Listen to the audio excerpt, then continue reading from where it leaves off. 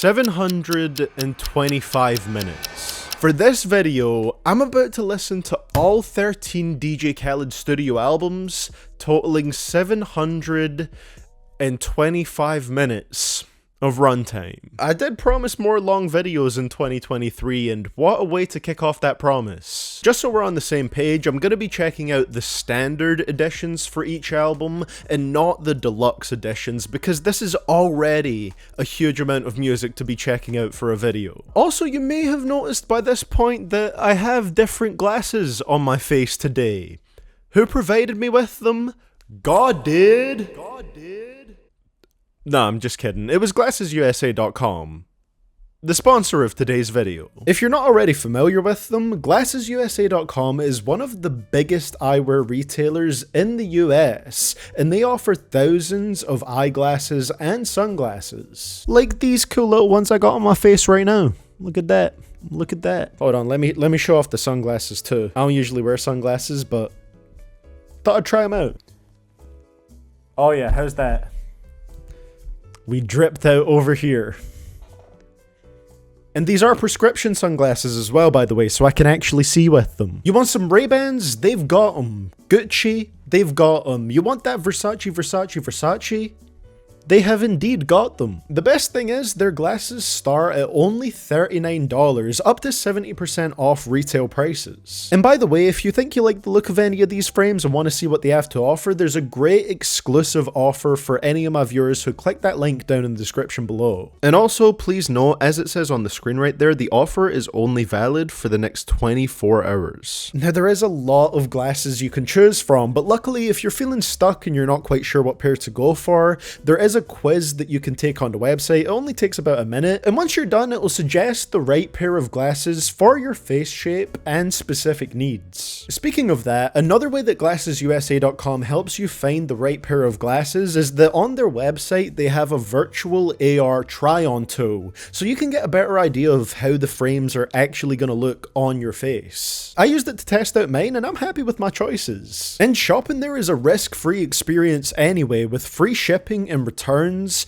and a 100% money-back guarantee within 14 days. If that sounds good to you, GlassesUSA.com is offering an exclusive discount for my viewers on top of any coupon codes that they currently have on the website. And you can click on the links at the top of the description to get all the details on that exclusive offer. Much love to GlassesUSA.com for sponsoring today's video. So starting with the first one that's available on streaming, let's take a listen to these albums and see if "We the Best" music is just a catchphrase or if it's actually true.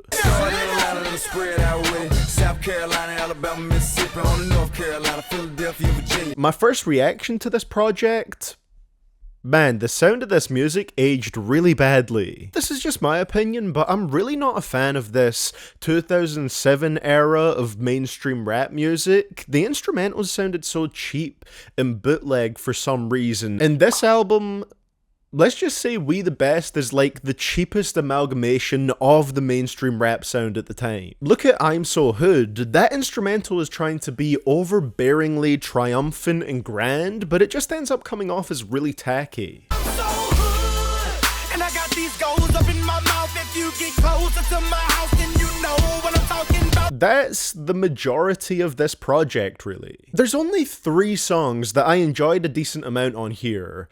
"We Taken Over," I love Akon's hooks, and T.I. and Lil Wayne had really cool verses on it, especially Lil Wayne. That's like an iconic verse. I am the beast, feed me rappers and feed me beats. I'm untamed, I need a leash. "Brown Paper Bag" had a surprisingly good Rick Ross verse and another really solid contribution from Wayne. 2 million in the bag, I ain't wanna brag, you don't know the feeling when a villain pillin' in a jag. Just staring at the ceiling, 10 women that you bag. And The Originators with Bone Thugs and Harmony was enjoyable too. That one was slightly too long though. It could have been shorter if they cut DJ Khaled yelling from the start. Nigga, we the best. Listen up, represent all the ghettos across the world. Speaking of Khaled, He is so damn loud across this whole project. We already know that Khaled is loud and obnoxious, but he appears at the start of every track on here and even at the end on some of them,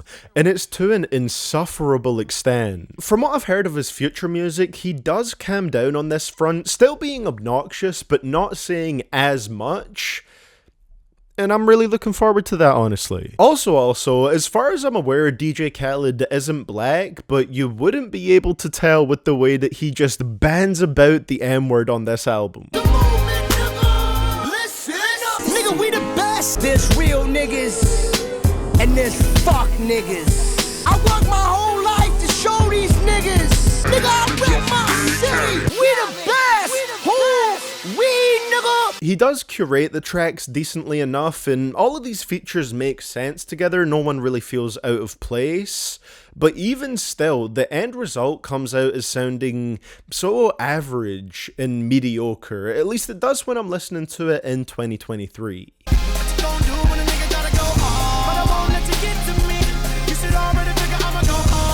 If there's one phrase that I could use to describe this album, it would be doing too much. Just so loud. And over the top. 24/7 trays. Yeah, nigga, we born and raised. And too much going on.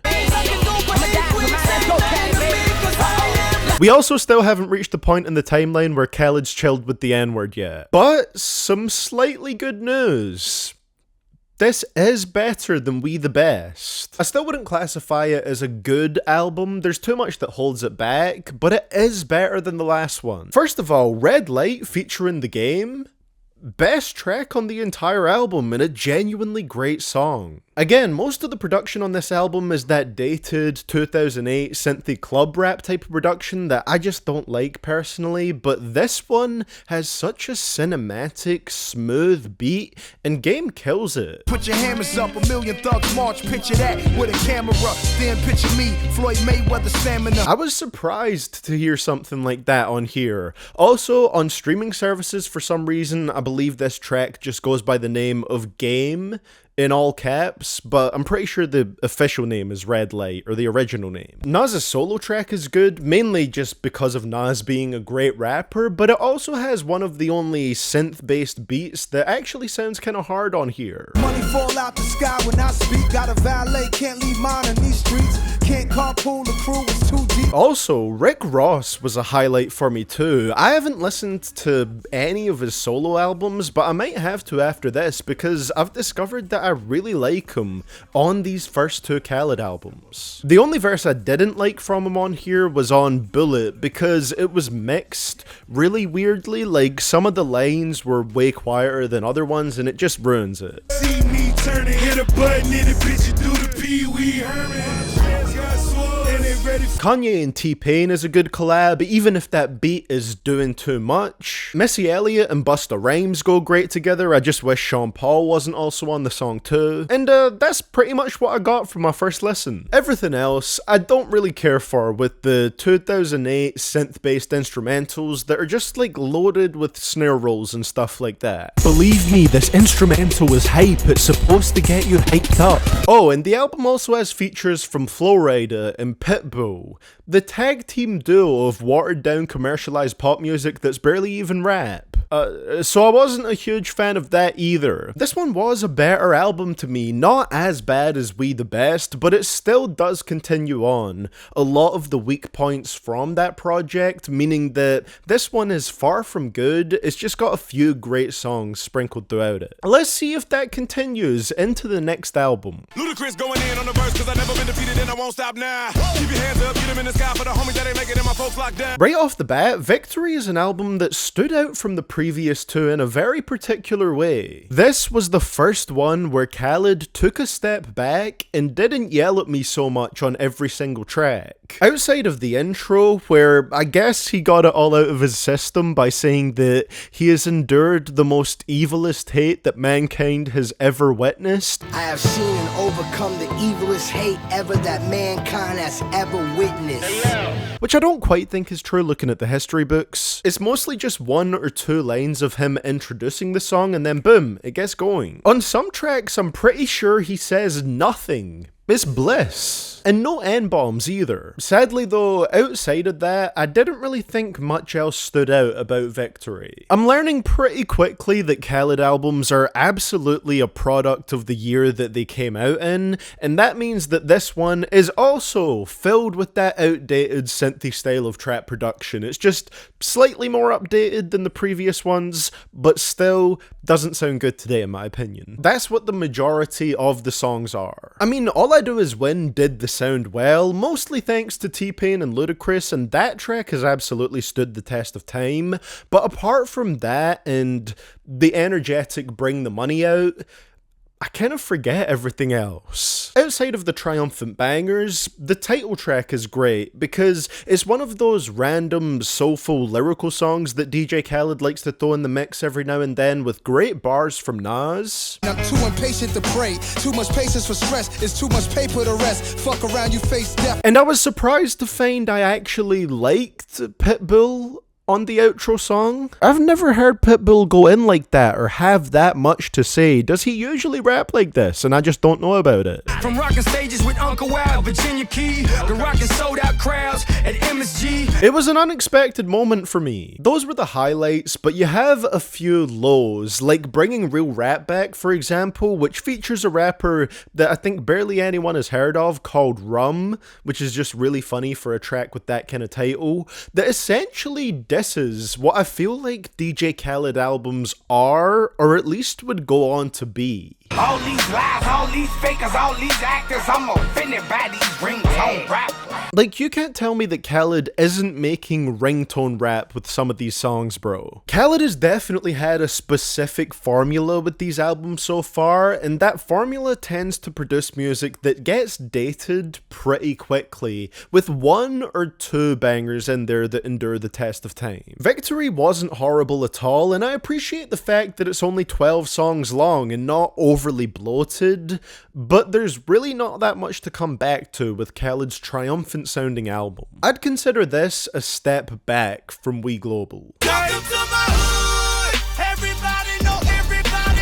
And if I got it, everybody got it. I can pinpoint this as the exact moment in DJ Khaled's discography where some of the music started getting nostalgic for me. The first song on We the Best Forever is I'm On One, and as far as I can remember, that is the first DJ Khaled track that I ever heard. It's a fantastic intro in my opinion. Drake is in peak form here with catchy singing and solid rapping, and there's something that's just so insanely memorable about that sharp T- production. Somebody should have told you I'm on one. Yeah, fuck it, I'm on one. That's good synths right there. That's good synths. It's a track that actually still sounds pretty good today. But unfortunately, the rest of the album following it doesn't. Like, straight away, it just dips right back into that cheap, synthy sounding trap production that I've mentioned so much so far. I'd love to break the streak here and say that this was a good album for me, but I'm not going to do that just for the sake of it, and for the most part, this really comes across as just like a one-song album to me. Nearly every other song has at least one major issue that kills the vibe for me. It Ain't Over Till It's Over had potential, but the hook and the verses kind of feel like completely different vibes to each other, and the hook itself was weirdly long compared to the short verses, and the beat during the verses sounded kind of cheap. I said we the best at making this green. I swear Mountain Dew ain't got nothing on my team. If it's for the family. A Million Lights just sounds sickeningly poppy. I'm breathing fire in your cold. Legendary is a mess of sounds, Sleep When I'm Gone is off-puttingly processed. I could go on, but the overall message is that I only really need the first track to this album, and the remix at the end is nice as a little bonus. And clearly most people agree with that line of thinking if you look at the streaming numbers for each track. On the plus side, we actually heard DJ Khaled rapping on the Welcome to My Hood remix, so that automatically makes it the best song ever. Lord, forgive me for my sins. I gave you hits, I gave you all I do is win. Also, I don't know if this is like musical Stockholm syndrome or something, but I'm actually kind of starting to enjoy his little monologues and ad-libs on the tracks. There's something about it here that's so silly that it works. Overall, this spiritual successor to We the Best is pretty damn similar to it, only a little bit weaker maybe, with less standout verses. I did it for my dog. I did it for my dog. I did it for my dog. I did it for my dog. I did not think it would happen this early, but holy shit, we've actually did it. Kiss the Ring is a good DJ Khaled album. Contrary to his other albums so far, which have just been packed with mid or skips, in my opinion, almost every track on this one is solid. It's worth mentioning that the year that this album came out is around the year that I started delving a little bit more into mainstream hip-hop and trap music, so maybe that does have a little bit of an influence over how I feel about it, with the sound again being a little bit nostalgic for me. As DJ Khaled albums seem to live and die based on how good or bad the current trendy hip-hop sound was at the time that the album came out, this one holds up nicely for me. Something like Bitches and Bottles or I Wish You Would are so over the top to the point where it's like the vocals and the instrumental are fighting it out to be more present, but they make for energetic ass songs. I guess it's how I came up. I wish you would try to play us. I thought this was a pretty balanced album too, maybe the most balanced so far in terms of styles and moods. You have those trap bangers that I just mentioned, there's also the more pop rap style, Take It to the Head and I'm So Blessed, and then there's my favorites, the more lyrically focused tracks. There's only a couple of them on here, but one of them has 2012 era J. Cole, Kendrick Lamar, and Big Crit all on the same song. And in my opinion, despite the fact that I listened to Cole and Kendrick more, Big Crit was the one that absolutely stole the spotlight on that track for me. He was amazing on it, but everyone came through. Cole, I hate to say it, but I got to say that I wish that they would just stop. So fuck these haters, fuck these hoes that ain't slamming doors on they drop. And the other has Nas and Scarface, with DJ Premier adding in some scratches while they rap about their relationship with hip-hop. She bought me Bentleys, Brightlands, made some friends resent me for writing about my life. They thought I should have stayed quiet. Even the track with French Montana is a banger, so you know this album did something right. King Khaled himself blessed us with another verse on here, which he claims within the lyrics that he wrote himself, but I highly doubt it when you compare it to his All I Do Is Win remix verse, which came out just the year before and was significantly more amateur. And it was also cool to see Nicki predict what would happen to her cousin's friend's testicles after he took the vaccine a decade earlier on here. He got big balls. So yeah, the weak points here are much less notable than the positives. I Don't See 'Em is the only track that I didn't really care for at all. Pay For It is maybe just a bit too long, and I still don't think I've heard a good Plies verse yet, but that's about it. Otherwise, it was a good album. Let's just keep on moving and see if this album was a fluke or if things keep on getting better from here. Man, this shit so ill that we had to restart it. H-time on second home like I'm James Harden. Money counter go brrr when you starting out the garden. Yeah.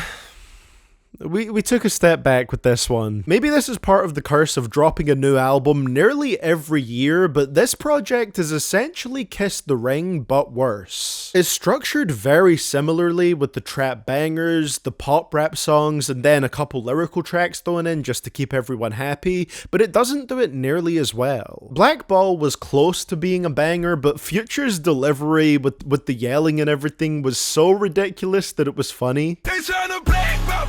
They say I get too much money, they want my name from because they know what it do. I'm Still is interchangeable with the Chris Brown track from the last album.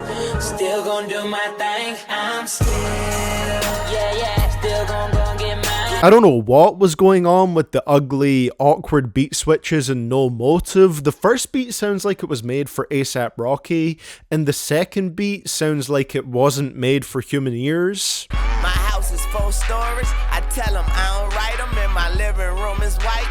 My lies are much whiter. I'm just kissing the sky. Tune, what is that smell? That's the shit on my mind. And Give It All to me is just sickeningly poppy. It doesn't even feel like it's meant for this album because it goes too syrupy with its victorious ass royalty free type beat. I Wanna Be With You feels similar, just ugh.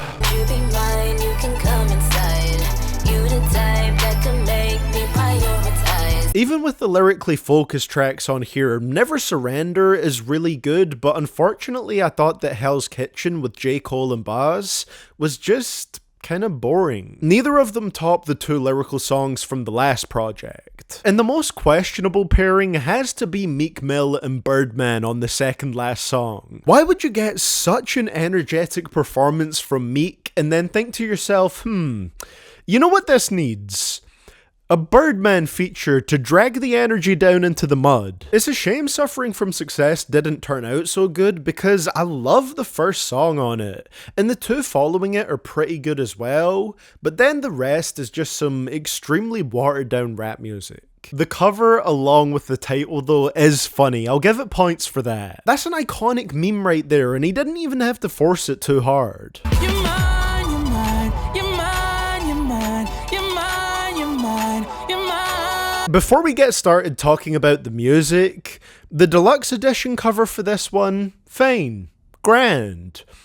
The standard edition cover, what in the My First Mixtape 2005 type cover is this? Did Miami Fingerlickin' pay for this? I don't know why it's got the whole ass address in the corner. Anyway, with the music, we're really back to another diamond in the rough type situation where there's a couple clear highlights throughout and then the rest can just hop in the bin. I'm feeling it, guys. The Khaled albums are starting to wear me down a little bit. It's so weirdly inconsistent while being less varied than most of his other projects. There's like 3 or 4 interchangeable R&B/rap style songs on here that in my opinion could have all been condensed down into one track because they're all super boring. Future was the only notable part of You Mine, and Fetty on Gold Slugs gave me some nostalgia, but that's it. The intro to the album seemed promising too, with Monster era Future and Rick Ross delivering a great verse with some nice alliteration packed in there, and then he goes off on the following song as well. Rich nigga rituals, Rolls Royces and residuals, residue in my residence, revenue was so plentiful.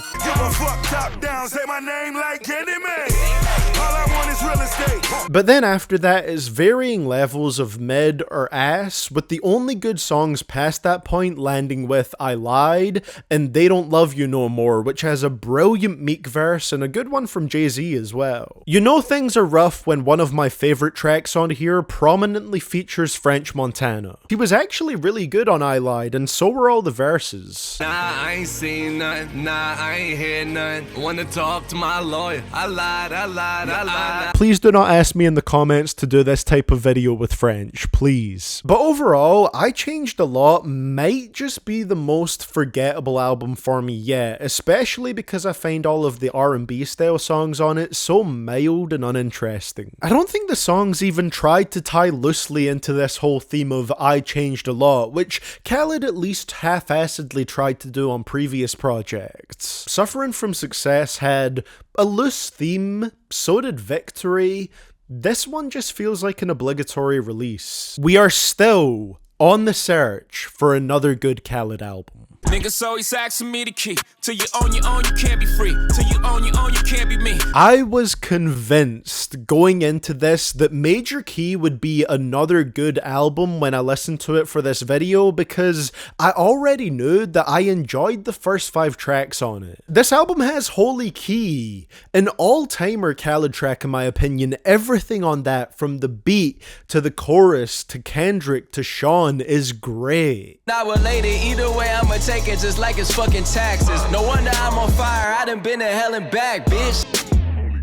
And I'ma celebrate it for a long time. They tried but couldn't break me, now it's all mine. Fuck your a boss, it's employment. My joy is to see how you bleed. Two new voices with choices of color, my desire need. One of the best tracks in his discography. Nas' album Done is amazing too from every aspect. I Got the Keys is pretty enjoyable and shows that Khaled just likes to put Future with anyone, but it does work some of the time. For Free is corny, but I actually think it's pretty fun and I can enjoy the song. And Jermaine's interlude is moving and smooth with an emotional Cole verse, and I'm pretty sure one of the first ones where he's touched on retiring, which he's been talking more about lately. How the fuck do I look when I brag to you about some diamond? Said all that I could say, now I play with thoughts of retirement. But, as is par for the course, the rest of it following that is pretty hit or miss and sort of lackluster compared to the incredibly strong opening. I'ma Be Alright was fine, but nothing crazy, and then following that we got another track of Khaled cramming Chris Brown, Jeremiah, and August Alsina all into one track.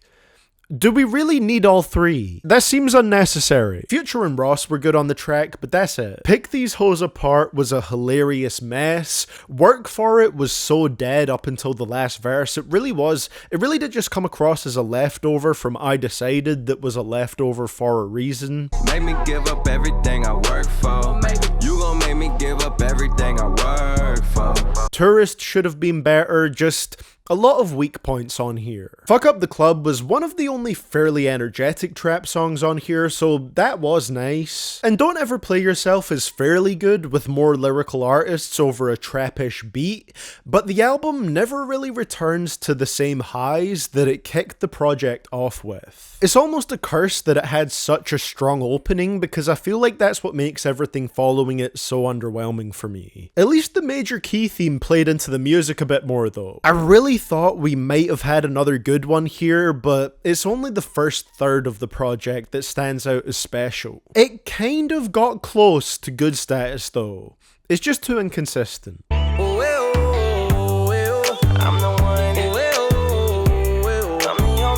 One small thing I appreciated about Khaled albums up to this point was that they showed a surprising level of restraint with the album lengths and never went above 14 tracks on the standard editions. Grateful breaks that trend. It's a double album in all fairness, but the question is it justified in being one? In my opinion, it kinda pulls it off. This was nowhere near the painful experience I was dreading. I think it carries its runtime well if you sort of split it up in your head when you're listening to it into two discs, because that's really what it is, with the first one being more sort of poppy and upbeat, and then the second one having more of a rap/trap focus. Everything on it feels big and grand. As usual, DJ Khaled is going for excess on this one, and it carries its runtime pretty well with the variety and numerous different featured artists. But it still does have its ups and downs and questionable moments. It also doesn't really have the replay value for me that I feel like a good album would have. Shining was an amazing way to kick off the album. I love how Jay and Beyonce sound over that bouncy beat. It's smiling for a whole nother reason. It's all smiles through all 4 seasons. Shining, shining, shining, yeah. And I'm the One is a pretty fun pop rap summer type of vibe. Nicki Minaj had her best DJ Khaled performance yet for me on Nobody. I Love You So Much is probably not a track I'm gonna listen to all that much. Like I said, this album doesn't have a crazy amount of replay value, but it is really cute and ties into this whole theme of DJ Khaled being grateful for his son. Good Man and Billy Ocean are really nice. The stories I hear, they tend to mirror me. At this point now, rap is only therapy. President Push, I'm more Eric B. Hermes sweatsuits and S coupes fly around, NBA money and jet suit. Back of the backs all crunched out, we vexed too. And Rick Ross, as always, was a trusty, consistent feature on here. I think he's a bit of a Khaled MVP, honestly. He's been on his album since the start, and his features always range from decent to great. Now, when it comes to the misses for me on here, they mainly came with Travis Scott and Future, who are pretty prominently featured. They're both artists who can be great, obviously, but Travis always seems to save his worst vocal performances for DJ Khaled albums. 150 stack it all in my Gucci jacket. 50 more in the go yard, it's secure. All my life, that's on everything. Yeah. and Future ranges between sounding too over the top or just outright bored on his hooks. It's a shame on a song like Iced Out My Arms where the verses are great but Future just sounds dead on the hook. I got potato on my arms, I got potato on my arms, I put potato on my arms, I put potato on my arms. Outside of that, special shout out to Whatever, Down for Life, and the hook of it Secured for being particularly messy and awful. Also, this is maybe just me, but I find the guitar sort of like during the hook on Wild Thoughts so grating it completely ruins the song for me. All in all, Grateful has some good, some mid, some bad, but it was varied enough to not be a bad experience overall. I think this album is alright. It's definitely the most mainstream poppy sounding one from Khaled yet, and it's not exactly good, but it's not bad either.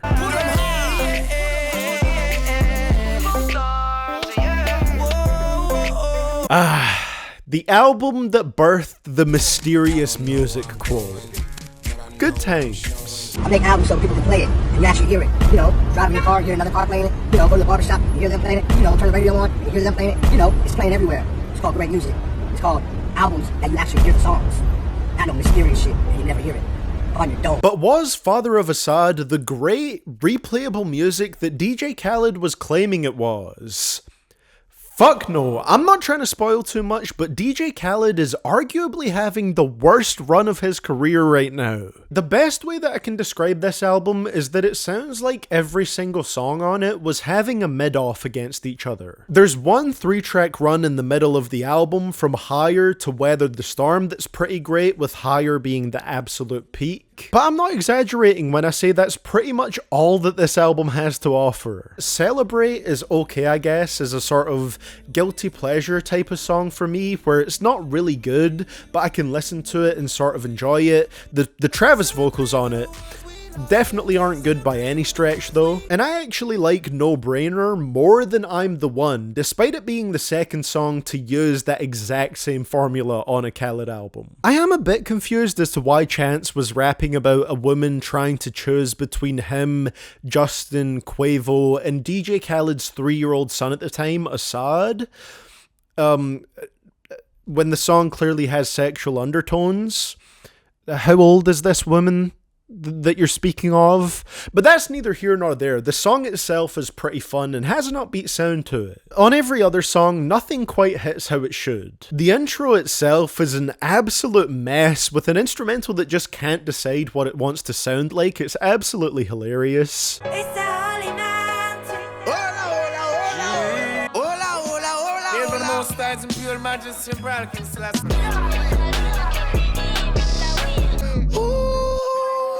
Right through the gates of hell.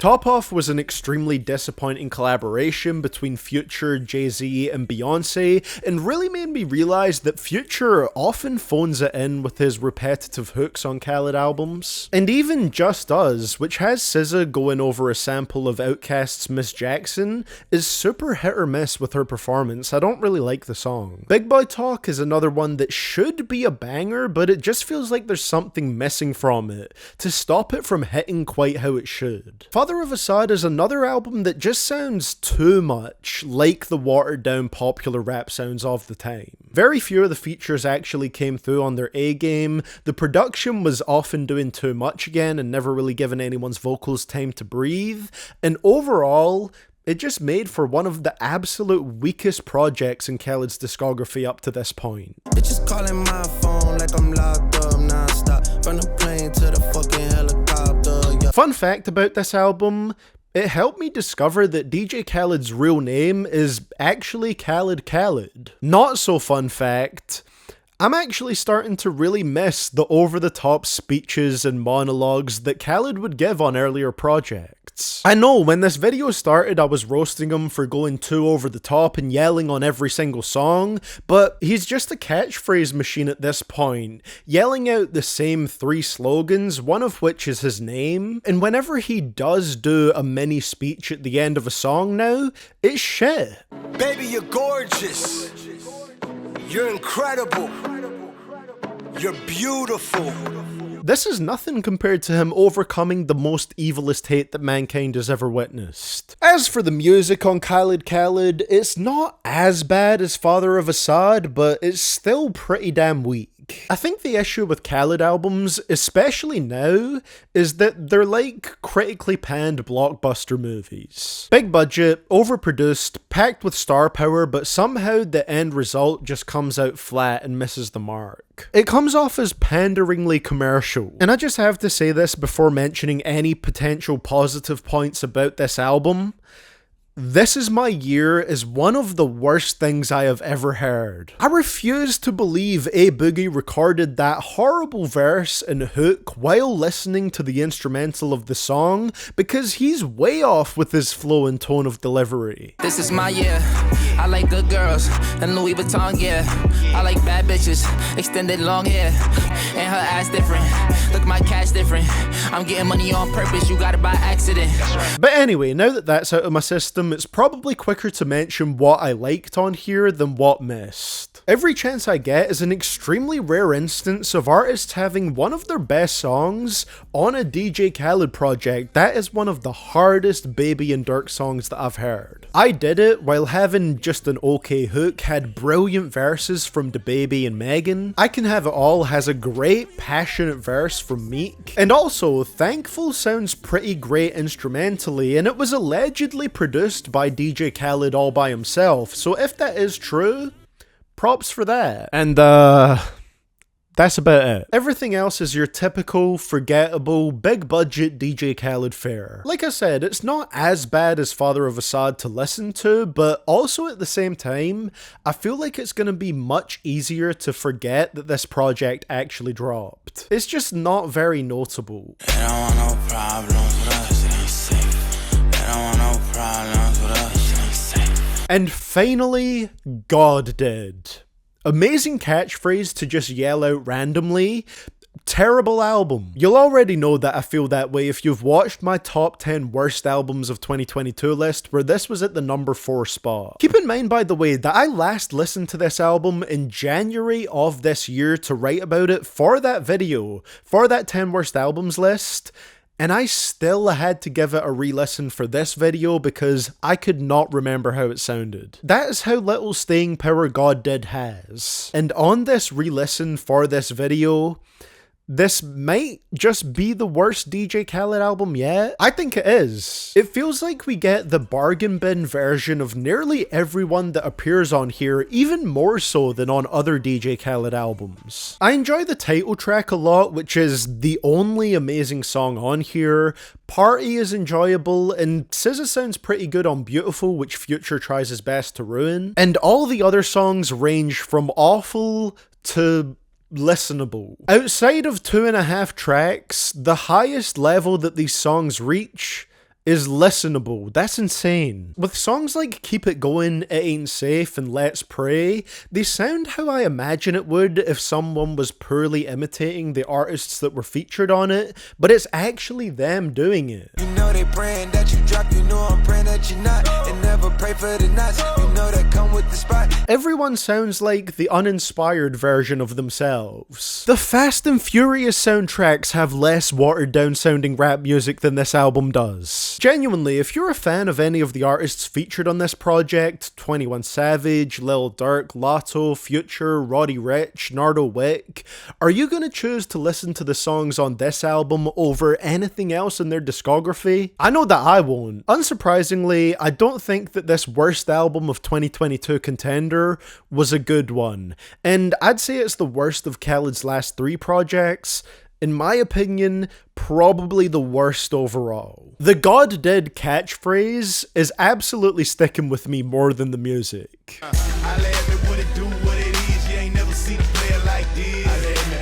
Okay, I lied when I said that God Did would be the final one. I know I've probably already got some comments at this point mentioning that I've skipped this album, but I saved it till the end of the video for a few reasons. One, it's not on streaming services, so I considered skipping it altogether even though it is DJ Khaled's debut studio album. 2, I've already given my thoughts on God Did in that Worst Albums of the Year video, so it might be a little bit of an underwhelming one to finish on. And 3, this one had the potential to be good from the feature list. I didn't want to start off the video by saying yes, he does have a good album, just straight away.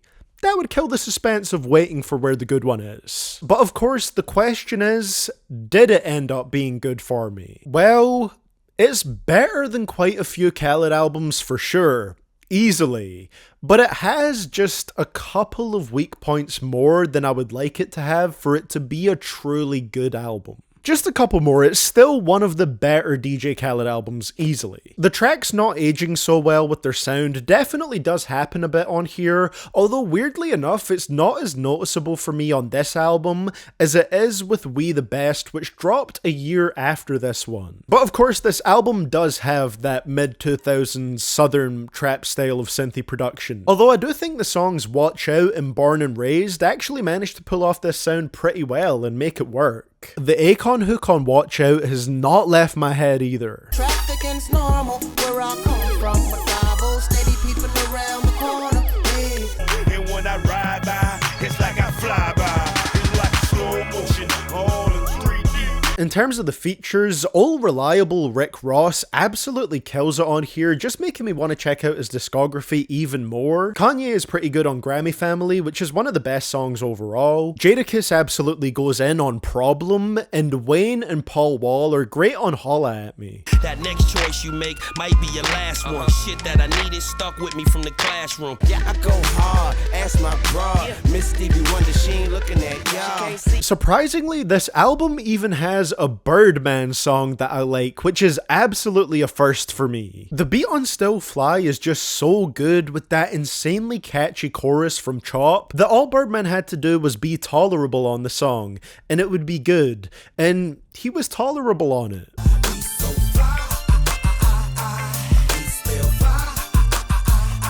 We flew in jets and G-floors with the chest on the floor, nigga blowing out the pound, nigga. On the flip side, Pitbull probably has the worst verses on every track that he's on, like he's really bad on here. And Dre of the production duo Cool and Dre just doesn't sound all that good rapping to me.